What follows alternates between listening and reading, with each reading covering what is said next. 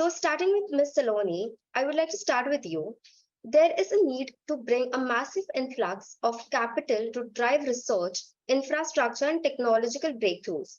Could you provide me with some of the insights into how this capital infusion will impact India's energy landscape?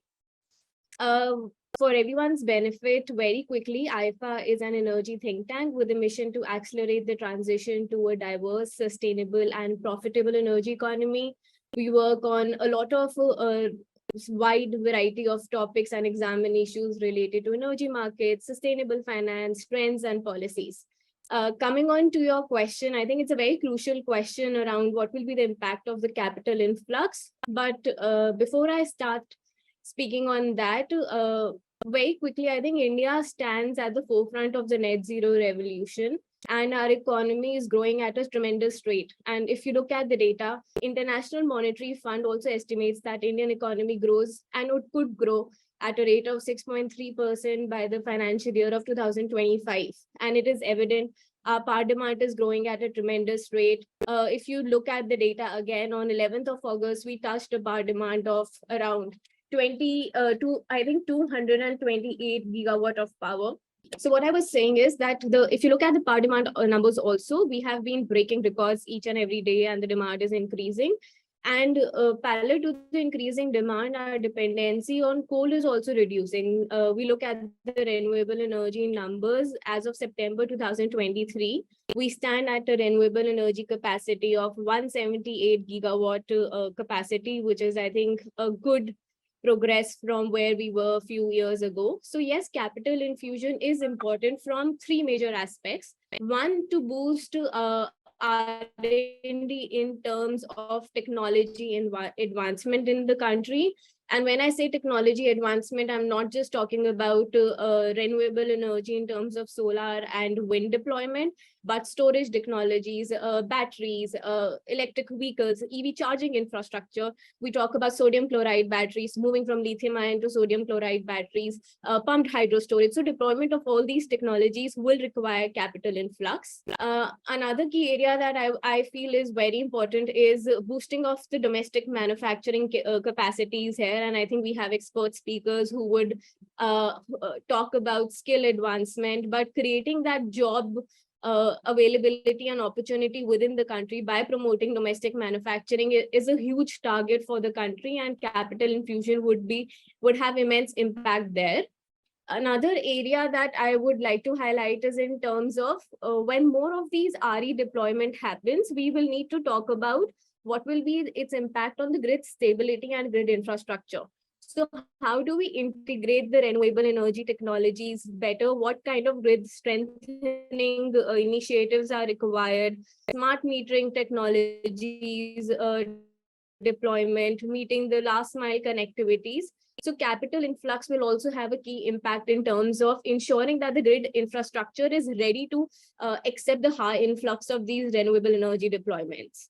And also, I think this capital influx will help us reach the economies of scale we require to reduce the cost, for example, in terms of battery technology. So that is also an important area where finance would play a key role. A key aspect in terms of sustainable mining, because critical minerals is a new topic, and it's an area that focus is stop here for now and maybe take it up during my intervention. Thank you for explaining the benefits, Ms. Saloni. So moving on with Mr. Sharma, given your extensive experience in guiding large-scale IT implementation projects in the power sector, what are the key technological advancements or innovations you foresee playing a crucial role in achieving energy self-sufficiency and sustainability in India? Indeed, this is a very prevalent session, and possibly I'll say that will be set up a kind of a, I'll say, roadmap for the next decade for the energy and power sector. Even globally, energy and the power sector is undergoing a profound transformation driven by rapid advancement in cutting-edge technologies. These innovations are reshaping the sector in multiple ways, from energy production to distribution to consumption and sustainability. So the role of these technologies is pivotal in addressing the challenges of the growing energy demand, environmental concerns, and the need for improved efficiency. technology landscape, especially disruptive technology landscape, is changing quite fast. Therefore, cognizant and effective planning of key cutting-edge technologies that are revolutionizing the energy and power sector is paramount. And when, like Saloni just mentioned about India's vision and this net zero ambitious target. So India, with its rapidly growing population and expanding economy, faces significant challenge in ensuring a reliable, affordable, and sustainable energy supply. The country's energy and the power sector is at the cusp of transformation, I would say, driven by the cutting-edge technologies. These innovations are crucial for addressing issues such as energy across energy access, environmental sustainability, and energy security. This session certainly help audience with insights on the pivotal role that the cutting-edge technologies will play in the India's energy and the power sector. And when we say the cutting-edge technologies, so it is cutting-edge technologies is making an impact. Or I'll say they have already made a penetration in the different domains of the energy and the power sector. Though I'll cover all those domains in a detailed discussion when we'll come up to this topic.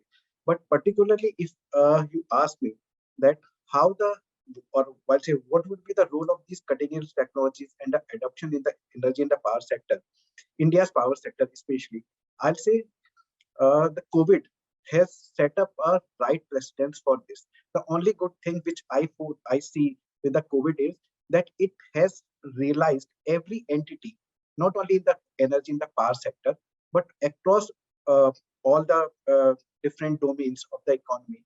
Everyone is realized if they are abreast with the technologies, they are every industry, if they are self-sustainable or have adopted the digital technologies, then they can face challenges like the COVID, unforeseen, I'll say, challenges like the COVID. So the realization is very important. And after COVID, or I'll say post-COVID area, everyone is very gung-ho about adoption and soaking of these cutting-edge technologies in their day-to-day working. And India's energy and power sector is not far behind on this. Thank you, Mr. Mehta. We appreciate you sharing the details with us. Mr. Mehta, you have experience in engaging with government regulatories and project stakeholders on policy issues in India and globally. So can you share some of the insights into the policy-related challenges and opportunities in the Indian power and energy sector that the initiative India Recharge in Need is likely to encounter? So yes, to give a little bit of my background, so I head the new energy or energy transition business at Abrava Energy. We are IPP, and we are into generation business where we have a coal-based plant, and now obviously going ahead we have a significant wind and solar portfolio, and then now we are looking to enter into the new energy spaces, which includes battery storage, pump hydro, and green hydrogen. So that's our space. And yes, I have a little bit of experience of working outside of India as well. And overall, I think, not only India, but globally, the theme has been, is the changing world, in the sense the whole geopolitics of the world is changing. COVID was one of the triggers, and then the triggers have not stopped after it. The Russia-Ukraine war was probably the next trigger. And now we are seeing what is happening currently in the Middle East. So there have been triggers. So the whole world has been changing in that regard, right? The 2 previous decades were probably where it was all about globalization, and countries, never had a second thought about, for example, designing the iPhone in US and manufacturing in China. But now you hear more and more of make in America and make in India, and every country has their make in own. So it is like, the flavor of the current geopolitics, where people want to become self-reliant, and then and once that trend starts, it kind of catches up in every sector. And energy is today's critical thing, right? For any form of growth that we have or we need, energy is the driver, right? So in India, for example, Saloni, I think, mentioned this, but just to mention specific numbers, we are going to move from being the 5th largest economy to 3rd largest economy by 2030, right? Which is doubling the GDP from 3.4 trillion to close to 7 trillion. Depending on who you ask, it might be 6.5 or 7, but that's the range we are talking about. And if doubling of this economy is not going to happen without energy. So if you are going to be dependent on energy, you need to have control on it. Unfortunately, today in India, if you see globally, the energy space, it is split as 20% of it roughly is electricity and 80% is from fossil fuels, which may be in the form of liquid or coal or such form, which is not electricity. So electricity is only 20%. In India, we are slightly less, about 17.5%. And of this fossil fuels, our import dependence is more than 85% for oil and gas, for I should say oil, essentially crude oil, and 50% for gas. So our import bills are high. That is the other part of the consequence. But we are also dependent on someone else to meet our energy requirements, which is eventually driving the economy. So this is what the governments are looking at as to how you can become more self-reliant.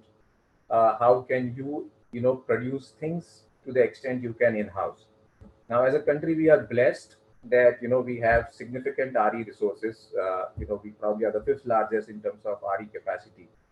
We are close to wind plus solar is roughly about 130, I guess, and then if you add the hydro and other RE sources, you kind of get to 180. It's a significant progress that we have made. But if you again take the context, overall context, like I said, the electricity is only 17% of your total energy need, and RE is producing 12% of electricity, right? So RE is producing effectively only 2% of your energy needs, right? It is 12% of 17%. So you're only producing 2% through RE. So in spite of what seems we have done significant progress, we are achieving only 2% of energy. So we still are reliant on an external source of energy, to a significant extent. Right. So I think this is what government is looking at, and therefore you will see, the powers to be in the government talking about accelerating, RE capacity, accelerating EV, because we need to reduce the dependency on fossil fuel, because it clearly has very straightforward three benefits, right? The first and foremost, emission reductions, and we kind of impact, therefore reduce the impacts of climate change. Secondly is the clear economic benefits. RE today, wind or solar are probably the cheapest source of energy compared to any other source of energy, right? For fossil fuels or power generated from coal, also the marginal cost of the cost of RE is less than the marginal cost of coal. So you have clear economic benefits. And if you reduce your imports, your forex reserves are also going to be better. And third, and the larger issue is the energy security, which the government is seized on. So because India is RE rich state, if you can convert your energy needs from fossil fuels to RE, right, and you produce that RE in India, then you are securing your energy resources. So this is how I see the things playing out. Of course, there are challenges, and we can talk about it. But this is how I see most of the governments thinking, and therefore you will see even in Middle East, for example, they are moving away from, while they have probably they have the highest gas resources, but they are encouraging and installing significant amounts of RE. Thank you for highlighting the significant prospects, Mr. Mehta. So coming back to you, Mr. Loni, circular decarbonization is a unique aspect of your background. So can you explain how circular decarbonization principles can be applied to India's energy sector and contribute to its sustainability goals? Talking about circular decarbonization, I think I'll take a step back and link it with the energy security discussion we are having.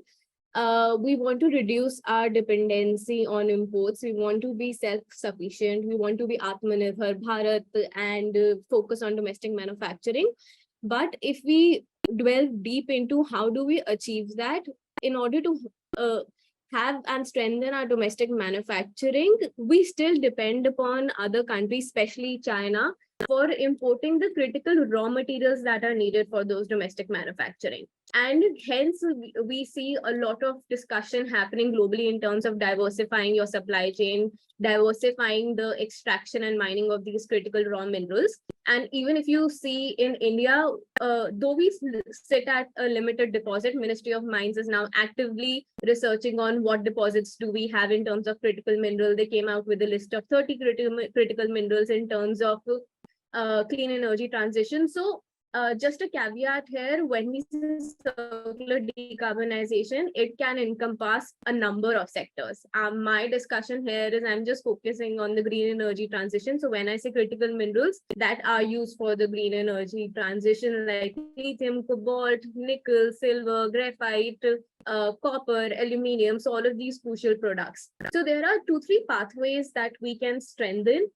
We identify what are the resources that are present in India. We mine those resources, but a caveat being that the entire mining life of mining will take 10 years. So if we are finding a lithium infrared resource within the domestic capacities in different states in India, we'll have to take in account that actual utilization of that resource might take another 10 years. So as an Indian economy that wants to focus on green transition and energy security, what could be different pathways for us to strengthen it? So yes, sustainable mining is one solution. Yes, utilizing and developing refining and processing technologies for these critical minerals is important.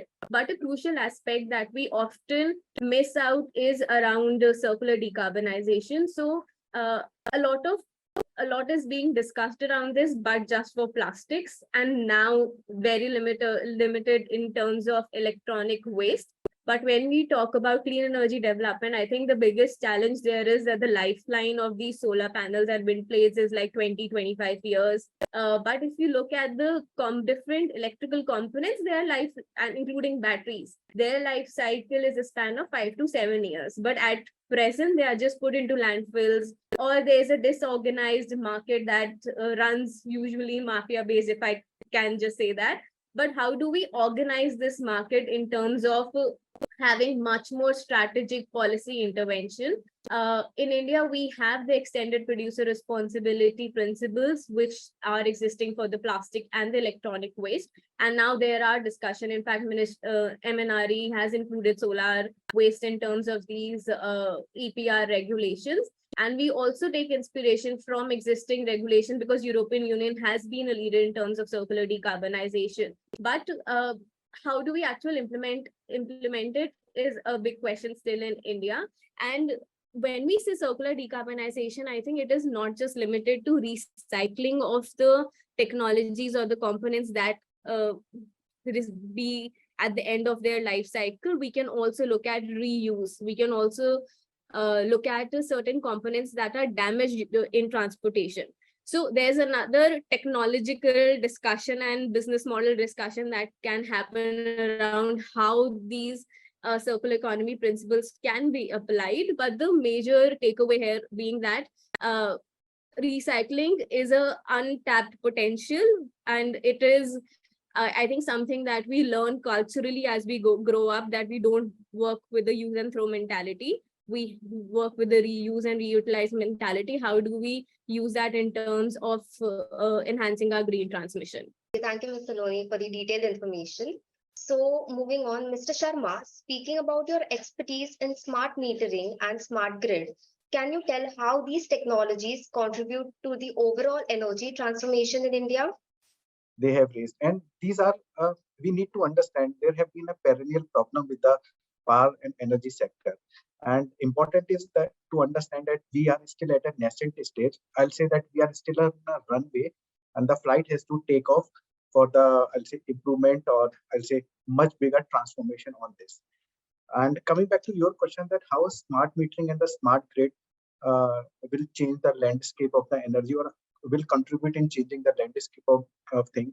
So now Ministry of Power, they have also understand that the reason or the perennial problem which what sector was having so far, I'd say in last 5 decades or so, important is to understand or take a corrective action for those perennial problems. And here the smart metering or smart grid kind of initiatives that will certainly make an impact to the improvement on this. But this is I'll say still a baby step, though I'll say Ministry of Power has infused a 3 lakh crore for RDSS scheme, and primarily, if I recall correctly, 1.5 lakh crore is on a smart metering part. Important is to understand that the cascading effect of these initiatives has to really be come out. Unless and until this outcome, or I'll say effect has not been seen in the sector, then till then sector won't say that they have really adopted those technologies and have made the benefits out of this. Taking a case of a smart metering, I'll say when I was in US, smart metering is not a new technology. In the US, it is prevalent from 2004, 2005, and Europe has already adopted this smart metering technology. Most part of the Europe, of course, in 2010 or so. So we are running almost a decade behind from these developed countries. And the problem was not a technology. Problem was about the adoption of this.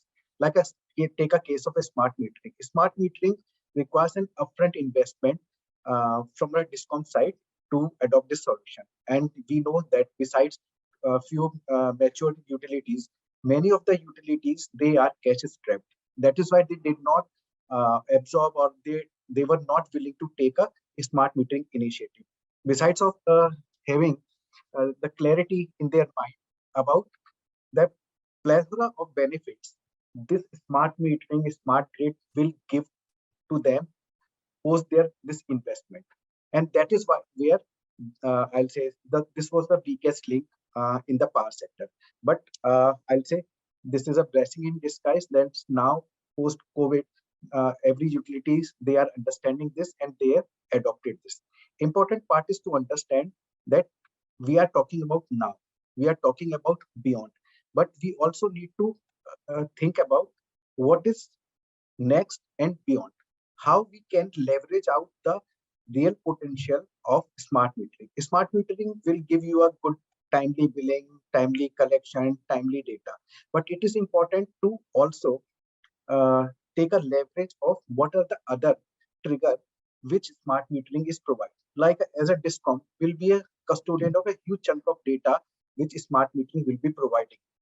If utility is not able to consume or leverage that opportunity without decision making, effective decision making, using artificial intelligence, analytic for those data, then I'll say this initiative won't serve any purpose. That will be kind of the run-of-the-mill kind of a solution for the utility. So for the sector to thrive upon, it is important to understand or to leverage the real potential, true potential of every technology and solution. Thank you, Mr. Sharma. So moving on, Mr. Mehta, given your international experience, particularly with ACWA Power in the UAE, what lessons or best practices from your work in other countries do you believe can be applied to future the goals of the India Recharge and Need initiative? So there are two parts to this. I think, on pure RE side, if you look at wind and solar, I think we are probably ahead of the Middle East, or at least the Gulf region. The amount of capacity that we have added, the amount of investment that we have got into the country, without government's involvement, in the sense participation in investment, I think is something credible. And therefore you see so much of capital rushing to India. There is right now, for RE space, there is no dearth of investors. So I would say we have done far better, compared to those countries in this space. I think where they are taking a lead probably is in the next phase, which is green hydrogen space. They realize, they have, so to say, a supply chain or an ecosystem where they are producing oil and gas, and that is probably more closer to the hydrogen ecosystem, right? So they have seen this opportunity. They, you can say they have realized that they cannot survive on oil and gas for far too long, and there is a need to diversify their economy in general, and within the energy space in particular, and hence they have taken lead in setting up green hydrogen plants. So while the green hydrogen has been in talk for some time now, but the only real project of any significant scale is happening only in Saudi Arabia. This is called NEOM project. It is, I think, about 2.2 million tons of green ammonia produced from hydrogen, and it will be sold in the European market. The project has been financed and is in construction, so it's a real project. It's no more on paper. So they have taken the lead there. Oman is also doing is doing something about it. It has not come off the ground yet, but they are making progress. So I think they have sensed, or kind of got a grasp of this, that this is the space that they need to be in, and they want to be the pioneers there, and capture, so to say, the market there. So, and I think it's not to say that we are falling behind, but yes, we are still trying to figure out what is the right model and how to go about it, whereas they have taken the plunge. Thank you, Mr. Mehta. So, Mr. Loni, given your background in electrical engineering and your experience in promoting renewable energy and energy access, how do you see India's energy landscape evolving in the next decade?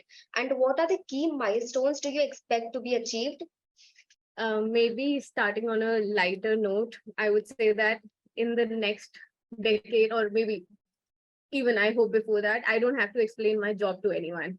I feel it's a very big achievement, that especially people out of the power sector and the sector that we all belong to. So I would love that I don't have to explain my job to anyone. And then coming on to the topical discussion. So today we stand in 2023, our renewable energy capacity stands at 178 gigawatts. And the target is of achieving 500 gigawatts by 2030. So in the next 7 years, we need to add approximately 320 to 325 gigawatts of capacity. And it turns out to be around 46 gigawatt per year.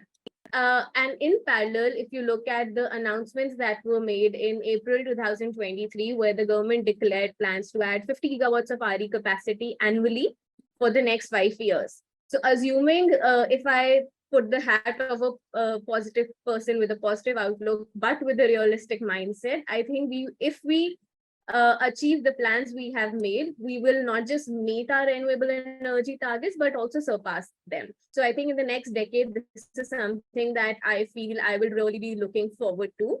And when I say renewable energy technologies, I think I'm not just limiting to solar and wind in their normal form as large solar plants or large wind installation, rooftop solar, but also expanding to offshore wind installation, green hydrogen, as Sir just talked about. So having much more innovative technologies that become part of the portfolio of clean energy technology solutions that we have.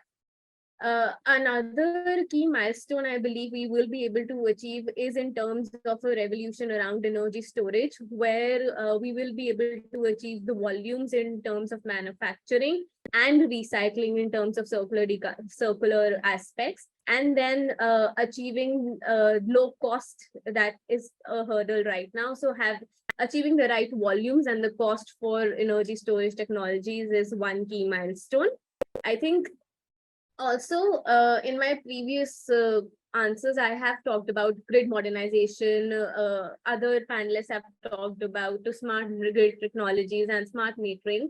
All of that, I am assuming that will be in place, but often a topic that is missed out of our conversation and is a low-hanging fruit is energy efficiency.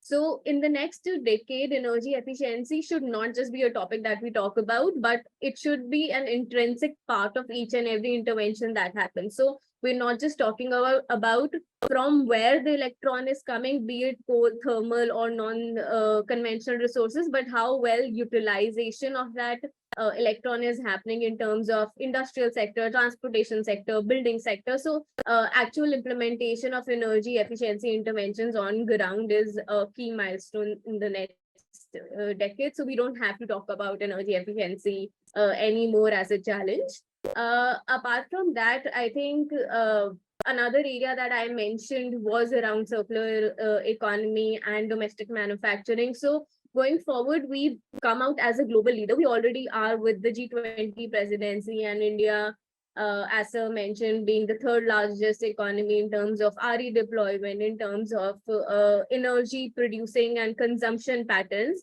But going forward, we reduce our dependency on imports, come out as a self-sufficient country who is then exporting the required technologies and the required researches to the global community, with meeting our self-sufficiency target along with job creation and deployment. Thank you, Ms. Saloni. So, Mr. Sharma, can you provide some insights into the role of public and private partnerships in achieving the objectives of, let's say, India Recharge and Need? And how can collaboration between government and industry players drive this transformative journey? So I'll take a clue from there only, and that I think will be a better analogy.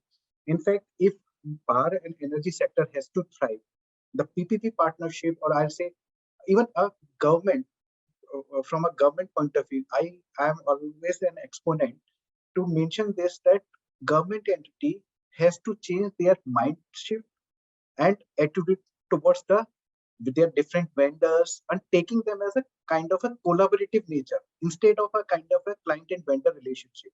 Unless and until this does not change in the government ecosystem, any sector will keep struggling on various fronts. But thankfully, now in India, from an economic point of view, we are understanding the importance of this collaboration, or I'll say a PPP partnership. And the smart metering is a very, very good example. In fact, Mehtaji is here, and Aprawa, they have all started a huge investment with their smart metering one. And smart metering is working in a say cost-based model where the government is not putting their upfront money. They are taking a support or taking a collaboration with their industry partner, who are pooling their money into the sector in making this investment and taking their return on this based on the performance base. So there is I'll say, multiple benefit of this. The government, which were struggling for last, I'll say, 5 decades or so to, I'll say, resolve their perennial problems, they could identify their problem statement in a much better way, and they'll have an able partner, industry partner, to solve those problems. The important part, the funding problem, which every government entity generally, despite of having a deep pockets, always make an excuse for pulling their money towards the improvement or adoption of a technology or adoption of a new innovative idea, innovation. So with the industry partnership, or I'll say not an industry partnership, it's a knowledge partner or able knowledge partner with a huge experience behind them of delivering this kind of engagement, that will really make the discoms or sectors, whether it's a Genco, Transco or Disco, their path much more easier. And the ultimate beneficiary of this would not only be the say sector, not only with the industry partner, it will, or not only the consumer, it's a overall India's economy that will be. So with the RDSS construct, or I'll say smart metering technology, the answer to your question is yes, that has already been adopted. And if you ask me that, since I'm monitoring this smart metering, smart grid for last 5 years or so, from early days of a smart metering, I'll say the benefit has started to come. Now, important is that we have reached to step one. We have to leverage this early success and convert into a bigger success by using or leveraging on the outcome of the earlier initiative. Thank you, Mr. Mehta, for your comments. So, Mr. Mehta, what specific advice or recommendations do you have for aspiring professionals looking to make a meaningful impact in the journey and sustainability sector, given the evolving landscape in India and globally? Okay, so I mean, this is a very wide canvas, right? It depends on what part of the overall space you want to contribute and add value. So you have if you can start from, you have options or opportunities in research and development of these new technologies.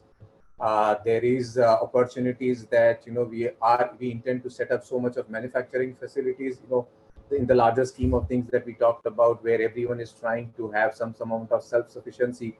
I'm sure everyone has read in the newspapers, we want the chip manufacturers to be here, we want the solar panel manufacturers to be here, we want the electrolyzers manufacturers to be here.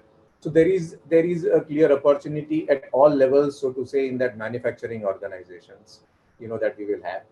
And then you go further down, then you have, so to say, the IPPs or money, they need people again of all different levels. Like if you consider the company I represent, Aprawa, right? We have a business development team who is looking for new opportunities to invest. We have a team which is raising money from investors, from banks, lenders.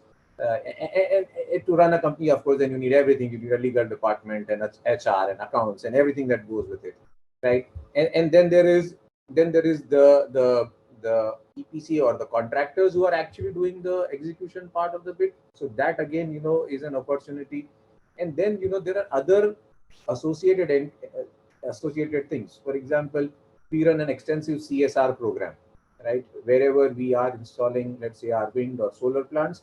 Along with that, we kind of cater to the requirements of the adjacent areas or villages, and we have a very extensive program to make impact through this on the lives and sustainability of the people. So we have professionals coming from that background who are who help us deliver those things, correct? So we have an environment team, a CSR team.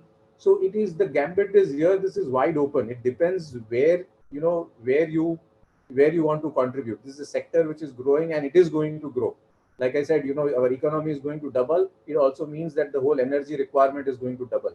So there is no dearth of there's no one specific area. We just need competent people who are willing to contribute, and the space is open.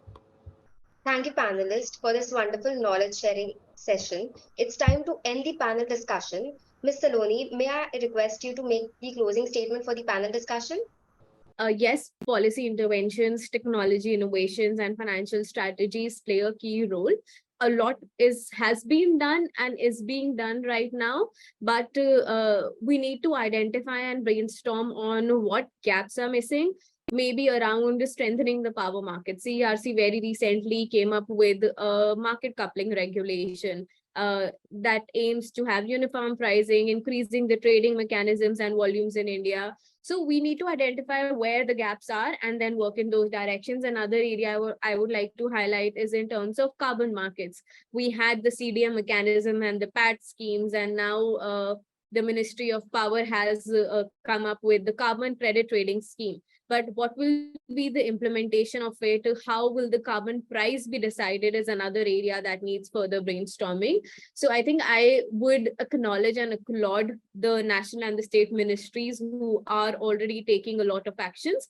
But going forward, I think all stakeholders, including, as Sir mentioned, researchers, policymakers, actual implementers, practitioners need to come together to ensure that we meet all our targets and achieve net zero by 2017. Mr. Amit Sharma, could you share a few of your expertise in this? Could you close? Important point is that, yes, we understand the challenges. We know what needs to be done. We need to also, during the course of our journey, we need to do a kind of a course correction wherever it is required. And also important to understand, while we act global, think global, and act local is also important. Taking the most, I'll say, leveraging out the India's geography. I'll say, though Mehtaji and Saloni, they would also agree. As a geographical location of India, we have many strength points where we can still leverage it out from an energy and the power sector. These, I'll say, these are still untapped areas where a kind of a better brainstorming, or I'll say, innovation is required to fully tap the potential.